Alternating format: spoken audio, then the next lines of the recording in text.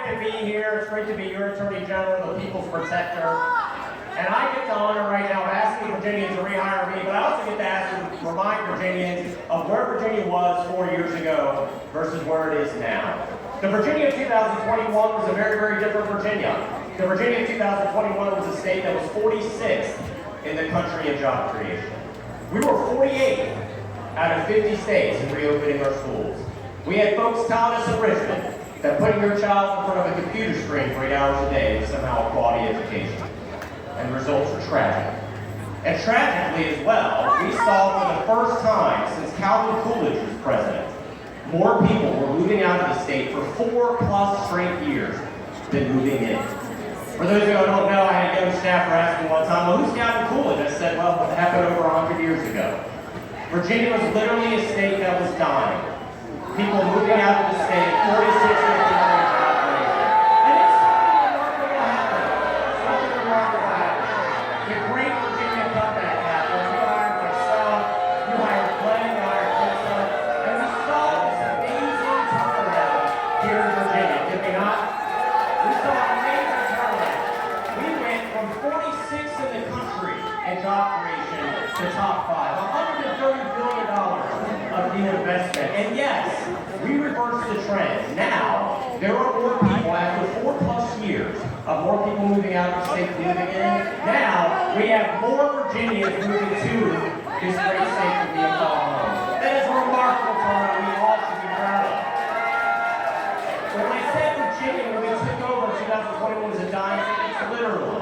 When I took over as Attorney General, our murder rate was at a 20-year high. Our violent crime rate was at a 20-year high.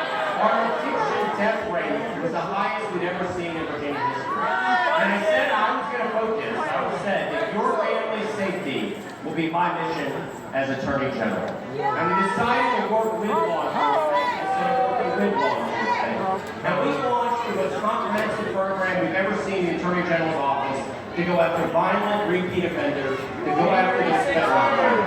And the results have been utterly remarkable. A third drop in our murder rate, a double-digit drop in our violent crime rate. And we've seen such a change on addiction. Remember what I said, Virginia had the highest addiction reported deaths we've ever seen in Virginia history. And I realized there was two factors in that. It was on supply and demand. Because one of our biggest problems was, about 25 years ago, some of the largest pharmaceutical companies on the planet came to Southwest Virginia. They went out in the coal fields. And they said, hey, we have this amazing new pain pill for you as a worker. And don't you worry about it, it's not addictive. And now we know they knew. They were pushing one of the most addictive chemicals known to man. They were pushing Oxycontin on so many innocent Virginians. And literally, our national addiction crisis started right here in Southwest Virginia. Well, what Big Pharma did to so many of our fellow citizens in the nation. And it transformed overnight so many of our communities. In 2025, 108,000 Americans died from addiction deaths. We lost over 50,000 to the Vietnam War over the course of 15+ years. So what we did is we said, we're going to hold you responsible. We filed some of the most aggressive lawsuits ever seen in the history of Virginia, some of the largest settlements ever seen in the history of Virginia, $1.5 billion counting, and that is not money that goes to our office. We work on a bipartisan basis in the General Assembly to set up the opioid abatement report. It's the largest influx of money we have ever seen for addiction in Virginia. And so a couple of weeks ago, I was able to be at the Women Who Recovery Center down in Athens. A remarkable place. And these women poured themselves into those and hit a message that if you're dealing with addiction, listen, chances are statistically somebody here is dealing with addiction right now. And our message is this. We believe in second chances. And we have more help for you in Virginia than ever before. And so we are so proud. I was able to be at the ribbon cutting 2 years ago and talk to so many of those women that for many of them it's the first step to be reunited with their babies, with their children. That is something we should also applaud. And then we went out to the dealer. My office was prosecuted and got enough fentanyl off the streets of Virginia that would have killed 7 million Virginians. That's how much fentanyl our office alone has prosecuted. And so listen, I'm a metrics guy. I believe if you can measure it, you can improve it. And so several months ago, I was invited along with Governor Youngman to go to Virginia was not top 10, not top 5. We were the #1 state in the entire country in dropping eviction rates. #1 in the entire country. More than double the national average. That's what being the People's Protector is all about. We're proud that my office, the Attorney General's Office, the Civil Rights Division, got the largest civil rights discrimination settlement in Virginia history, holding those responsible discriminating against our fellow Virginians. And so now I get the honor of asking you to rehire me to continue to be the People's Protector.